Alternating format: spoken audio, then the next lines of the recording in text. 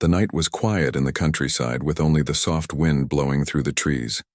Leo, a human man in his 30s, was working in his small repair shop near the woods. He lived alone, fixing old machines and scrap parts. He liked silence. But that night, something loud and strange broke the peaceful air. A flash of light tore across the sky, followed by a loud crash deep in the forest. It didn't sound like a normal meteor. Leo's heart raced. He grabbed his flashlight, put on his boots, and rushed toward the sound. As he moved closer, smoke filled the air. Trees were broken and the ground was burned in a long trail. Finally, Leo saw it. A small alien ship crashed between two hills. It was badly damaged. Flames came from its side, and strange blue sparks jumped out of its open panels. He carefully stepped closer, holding up his flashlight. The ship's metal was smooth and silver, glowing faintly in the darkness. He had never seen anything like it. Leo wasn't sure if it was safe, but something inside him told him someone might need help, and he was right. Inside the broken craft, curled on the floor, was a young alien woman. Her skin was pale blue with a purplish tone, and her body was covered in cuts and dust. She had small elf-like ears and silver strands of hair across her face. Her clothes looked like a uniform, but they were torn and stained. Her chest moved slowly. She was still alive. Leo dropped to his knees beside her. "Hey, can you hear me?" Her eyes opened slowly. They were large, violet, and filled with confusion. She tried to push him away weakly. "Don't touch me," she whispered, her voice trembling. Leo raised his hands in peace. "It's okay, I'm not here to hurt you, I'm going to help you." She didn't respond. Her strength was gone. Her head dropped back and she lost consciousness. Leo looked around. More smoke. The ship might explode. He had no time to think. He gently lifted her in his arms. She was surprisingly light. As he carried her through the forest, he could feel how cold her body was. She needed care. Fast. Back in his workshop, he cleared a table and laid her down. He brought blankets, water, and a small med kit. He didn't know alien biology, but he could at least clean her wounds and keep her warm. All night, he worked by her side. He cleaned the cuts, wrapped her arms, and gave her water using a straw when she briefly woke. She didn't speak much, but her eyes followed him, full of confusion and something else. She was studying him. By morning, she was able to sit up with help. Leo brought her tea. She stared at the cup like she didn't know what it was. "It's warm," he said. "Drink slowly." She took it with shaking hands. After a sip, her voice returned a little. "You're human?" Leo nodded. "Yeah, my name's Leo. What's yours?" She hesitated, then said, "Sale." He smiled. "Nice to meet you, Sale. You were lucky I found you." Sale looked down at her arm, where he had placed a bandage. She touched it gently. "You helped me?" she said softly. "Why?" Leo tilted his head. "Because you were hurt. That's what people do. We help each other." She stared at him for a long time as if trying to understand something deeper. Then she whispered almost to herself, "What did you do to me?" Leo blinked. "What do you mean?" Sale didn't answer. She looked away, clearly confused. That day, Leo let her rest in his spare room. He stayed close in case she needed anything. She barely moved, but every time he brought her something, a blanket, a drink, even just a kind word, her eyes watched him like he was something she didn't understand. Not a threat, but something strange. Different. That night, as he walked past her room, he saw her standing at the window, looking up at the stars. Her voice was quiet when she spoke. "My ship. It was attacked. I was escaping. I didn't think I'd survive." Leo stood beside her. "Well, you did. You're safe now." She looked at him again, and for the first time there was no fear in her eyes, just wonder. "My people don't understand kindness the way you do," she said. "We are taught to survive, to hide weakness. But you risked yourself to help." A stranger, Leo shrugged. I didn't think about it, I just saw someone who needed help. Sael turned fully toward him. I need to understand this. What you did. What I'm feeling now. Leo smiled.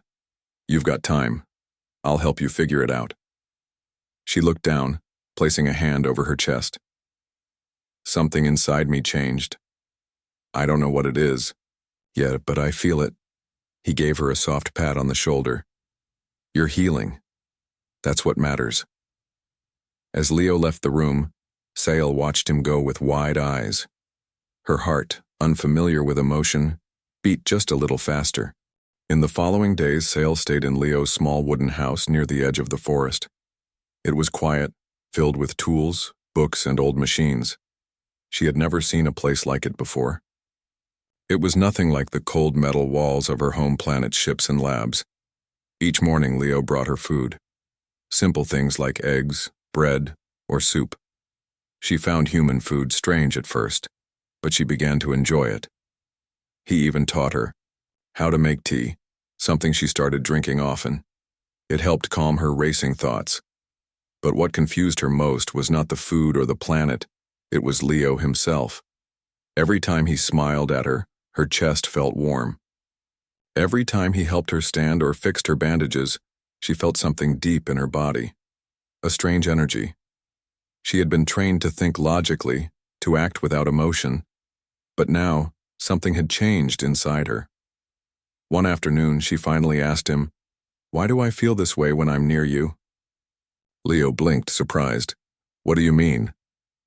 "My chest it feels strange. My thoughts are cloudy. I keep thinking about you." "That never happened before." He laughed softly. "Well, maybe you're just getting used to Earth, or maybe it's something emotional." She tilted her head. "Emotional?" "Yeah, like feelings, caring, kindness, maybe even friendship." She repeated the word softly. Friendship. Later that day, while Leo was fixing an old generator outside, Sael sat nearby and watched him work. He was focused, wiping sweat from his brow as he tightened wires and adjusted tools. Her eyes followed every movement. She had seen stronger beings, faster ones, more intelligent ones, but there was something different about Leo. He wasn't just working. He was enjoying it. He smiled to himself even while doing something difficult. "Why do you smile?" she asked suddenly. He looked up at her. "Because I like solving problems. Makes me feel alive."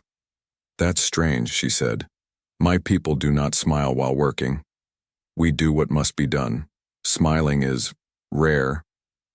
Leo walked over and handed her a small metal piece. "Try it just once, smile." She tried, but her face was stiff. "I don't know how." Leo chuckled. "That's okay. You'll learn." That night she sat by the window again. The stars were bright, and her eyes searched the sky for signs of her people. Her home was out there, but it felt far away. Somehow, this small wooden house with its strange human was starting to feel safer than anything she'd known. As she looked at her reflection in the glass, she whispered to herself, "What did he do to me?" In her world, emotions were often suppressed. They were seen as weaknesses in a society built on survival and structure. But now, these emotions were growing inside her like fire beneath her skin. Suddenly, she felt a strange pain behind her neck. She touched the spot and felt something warm, her skin pulsing faintly with light. Alarmed, she went to Leo. "Leo, something is wrong."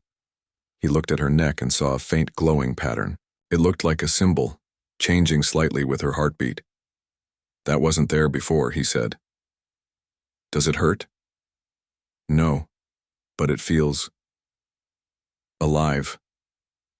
Like it's reacting to something." Leo thought for a moment. "Maybe it's connected. To your tech, your biology, some kind of link?" Sael's eyes widened.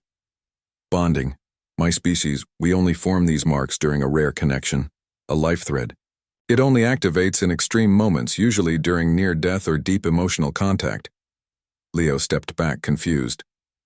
"So, what does that mean?" Sael looked at him, her voice quiet.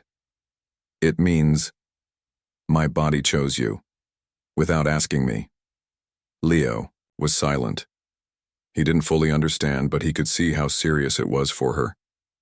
Is that bad? He asked. Sael shook her head slowly. No, but it's permanent. They sat in silence for a while. Outside, the wind blew through the trees. Inside, a quiet bond was growing stronger with every heartbeat. Later, Leo gave her a warm jacket to wear. It was old and a bit too big, but she accepted it with a small nod. As she wrapped it around herself, she looked at him again. I don't know what you did to me, human, but I'm not afraid of it anymore. Leo smiled. That's good, because whatever it is, you're not alone in it. The next morning, Sael began to laugh, just once, a small sound, after Leo made a joke about burnt toast. Her laugh surprised even her. She touched her lips and blinked, unsure how it had happened. Leo just smiled at her. See? You're learning. For the first time in her life, Sael didn't feel like a soldier or a survivor. She felt like a person, and she knew this bond between them was only growing stronger. But far above Earth, a signal had already been sent from the broken remains of her ship. A beacon had activated. Her people were coming. The quiet days didn't last for long. Leo and Sael had built a calm routine. They shared breakfast, talked about Earth and her planet, and worked together fixing broken things in the workshop. Each day, Sael learned something new: how to smile, how to laugh, how to feel. But something had changed in the sky. One evening, as the sun dipped below the trees, Sael stood outside the house, her eyes locked on a small, blinking light above. It wasn't a star. It moved slowly, watching. She whispered, "They've found me." Leo walked out with 2 cups of tea. "What is it?" She didn't take the cup. Her voice was quiet and serious. "That's a scout drone, from my people. They're near." Leo's face went stiff. "Are they dangerous?" "They will come for me. They think I've been corrupted because of this." She gently touched the glowing mark behind her neck. To them, bonding with a human is a mistake, a threat. Leo sat down on the wooden steps beside her. "So what do we do?" "I don't want to run anymore," she said. "But if they find me here, they'll see you as a danger too." The air felt colder after that. That night, Sael didn't sleep. She stood by the window, eyes on the stars, waiting. The next morning, it happened. A large shadow passed over the hills. Birds flew away in panic. A sleek alien warship, gray and sharp like a blade, appeared above the forest. It hovered silently, then lowered beams of light into the trees. Leo grabbed his old binoculars and looked from the roof. "They're searching the area." Sael's hands were shaking. "They won't stop until they find me." Leo thought for a moment. "We can't let them take you." "But if we fight," Sael said, "you could get hurt." He looked at her with calm eyes. "You're worth the risk." She blinked, heart beating fast. "Why?" He smiled. "Because you matter to me, not just because you're an alien, but because you're you." Sael didn't speak. She just nodded, her eyes misty. A part of her wanted to run toward the ship. Another part, stronger now, wanted to stay beside Leo. Moments later, the aliens arrived. 4 tall beings armored in silver suits marched through the trees toward the house. They carried strange weapons and moved like machines. One of them stepped forward and spoke in a voice that echoed unnaturally. "Subject Sael, you are ordered to return to the vessel for cleansing and correction." Sael stepped forward slowly, her hands raised. "I'm not going with you. You are compromised. Your body shows signs of human emotional bonding. That is forbidden." Leo stood beside her. "She's not compromised. She's free." The alien soldier raised its weapon. You are a contaminant. Step aside. Sail moved quickly, placing herself between Leo and the weapon. Don't touch him. The soldiers paused. One of them scanned her mark, then spoke again. The life thread is complete. The link cannot be broken. Another soldier whispered. Then she is lost. She is no longer one of us. The leader made a final choice. If the link is active, the human must be erased. The law demands it. Leo tensed, ready to run or fight. But before he could act, Sail did something he never expected. She stepped toward the soldiers, lifted her hands, and activated a hidden control chip under her skin. A sudden pulse burst out, shutting down the alien weapons and freezing their armor systems for a few seconds. In that brief moment, she grabbed Leo's hand and pulled him into the trees. Come on, now! They ran as fast as they could, dodging branches and jumping over roots. Behind them, the soldiers rebooted and started chasing them through the forest. This way. Leo led her toward an old cave he had explored as a kid. They slipped inside, hiding behind rocks and holding their breath. Minutes passed. Finally, the sound of footsteps faded. The soldiers couldn't track them without the ship's scanner beam. In the quiet cave, Leo turned to her. That thing you did. How? I disabled their weapons for 30 seconds. It's risky. I can't use it again for another hour. You saved me, he said. She looked at him, breath shaking. Of course I did. I couldn't let them take you. Leo's voice was soft. Why? Her answer came in a whisper. Because I care for you. I don't understand everything I feel, but I know this. My heart belongs to you now. For a moment, the world was still. Leo reached out and gently held her hand. Then we'll face them together. She nodded. Outside, the ship hovered silently, waiting. The aliens would come again. But now, Sael was no longer just a lost traveler. She was someone who had chosen a side, chosen him, and she would fight to protect what her heart had chosen. The cave was dark and quiet. The cold stone walls echoed with every breath Leo and Sael took. They sat close, hidden behind large rocks. Sael's hand was still in Leo's. Neither of them wanted to let go. Outside, the alien soldiers searched the forest. Their scanners were strong, but the cave's mineral walls blocked most signals. For now, they were safe. Leo looked at Sael. Her head rested against the wall and her violet eyes stared into the dark. You okay? He asked. She nodded slowly. Yes, just thinking. About what? My people, she said. They believe emotions are dangerous. They erase them from our young minds with special training. I was taught to think, not feel. But now, I feel so much. Leo gave a small smile. That's not a bad thing, Sael. She looked at him. It's not bad, but it's confusing. When you helped me, something inside me changed. I don't understand how or why. Leo thought for a moment. Maybe it's just part of being alive. Sometimes feelings don't make sense. We don't always choose them. They just happen. Sael looked down at her hand. The soft light of the life thread mark was still visible on her neck. This bond, it was never meant to happen with a human, not biologically, not culturally. Leo raised an eyebrow. So, it's impossible. Yes, she whispered, but it still happened. For a moment, silence filled the cave. Then Sael turned to face him. Do you feel it too? This connection? Leo didn't look away. Yes. I don't know much about your world or your science, but I know I care about you. That's real. Her eyes softened. Thank you. They rested there for a while, hidden from the world, hearts speaking without words. But deep inside, Sael's mind, something was waking up. Suddenly she gasped. Her body shook. Sael? Leo asked, grabbing her shoulders. What's wrong? She closed her eyes tight, pressing her hand to her chest.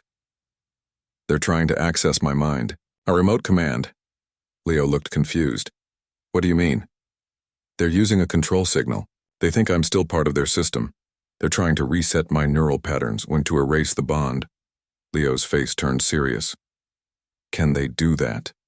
Sile clenched her jaw. Not if I fight it. She sat cross-legged, her eyes glowing slightly. Her hands rested on her knees. She began to hum a low, strange tone. Leo stepped back and watched. He could feel energy around her like a pressure in the air. Sale was pushing back. In her mind, images flashed. Her training room, cold halls of metal, commanders speaking without emotion, orders repeated over and over. She felt them trying to pull her back, erase the warmth she had found. But then she remembered Leo's smile, his kindness, the taste of tea, the sound of laughter. She remembered the moment she held his hand and felt something real for the first time in her life. No, she said inside her mind. I'm not going back. The control signal broke. Her body relaxed. Leo rushed forward. Sale, are you okay? She opened her eyes. They were wet, but strong. I broke the connection. They can't reach me anymore. Leo exhaled in relief. Good, that's good. Sael looked at him, eyes filled with emotion. I chose to stay myself. And I chose you. Not because of biology or orders, but because I want to. Leo nodded slowly. Then let's protect that choice. They stayed in the cave until night. Then when it was safe, they returned to the house. The alien ship was gone. The soldiers had left for now, maybe thinking Sale had died or disappeared. Inside, Sale sat at the table and touched the warm cup Leo handed her. I'm no longer part of their system, she said quietly. But I don't know what that makes me now. Leo sat across from her. It makes you free. She smiled gently. I never understood that word until now. In the days that followed, they repaired more things around the house. Sale started smiling more often. She even laughed when Leo dropped a wrench on his foot and danced in pain. Each day she felt stronger, not just in body, but in spirit. But even as peace returned, they both knew the silence wouldn't last forever. Far in space, her people had detected the failed mind reset. And now they considered her a complete defector. They would return, and next time they wouldn't hold back. But Sale was no longer afraid, because now she had something worth defending, and someone who would fight beside her. The days after the battle in the forest passed quietly. The alien ship had left Earth's atmosphere, but Leo and Sale knew it was only temporary. Her people would return. Sale's heart beat with a new strength, a feeling she never expected, to have a feeling tied to Leo and to Earth. One morning Leo opened the curtains and sunlight poured into the room. Sal was already awake, sitting by the window watching the birds fly across the sky. Good morning, Leo said softly, walking over with 2 cups of tea. She smiled and took a cup. Good morning, Leo. They sat together, watching the peaceful world outside. For the first time, Sael felt a real sense of home. I want to learn more about Earth, she said quietly. Its people, its culture, its heart. Leo nodded. I'll teach you everything, and you'll teach me about your world too. She looked at him with gentle eyes. I want to stay here with you. He smiled, holding her hand. Then we'll make this place our home. Days turned into weeks. Sael adapted to life on Earth in ways she never thought possible. She laughed at simple jokes, tried new foods, and even planted a small garden with Leo. They worked together, fixing machines in the workshop, sharing stories of their very different worlds. One evening, under a sky filled with stars, Sael leaned against Leo's shoulder. Do you know what this feeling is? She asked. Leo smiled. It's called love. She smiled back, her heart full. Then love is what you did to me. But even with happiness growing, Sael never forgot her past. The fear of her people's return stayed with her like a shadow. Yet with Leo by her side, she felt ready for anything. One day a small ship appeared in the distance, but this time it did not carry enemies. It was a message of peace. Her people had sent envoys to talk. Sail stepped forward, no longer a scared refugee but a strong woman with her own heart. She spoke for herself and for the future she wanted, a future with Leo, on Earth. The envoys listened. They saw the change in her, the bond between human and alien. It was new, different, but also full of hope. Slowly, a new understanding grew between the two worlds, and Leo and Sail began a new life, not just as friends or allies, but as partners bound by something deeper than biology or duty. They built a bridge between their worlds, proving that the human heart could change even the coldest stars. As they stood side by side, watching the sun rise over the earth, Sael whispered once more, "Human, what did you do to me?" Leo smiled and took her hand. "I gave you my heart, and you gave me yours." They smiled together, ready to face whatever the future held.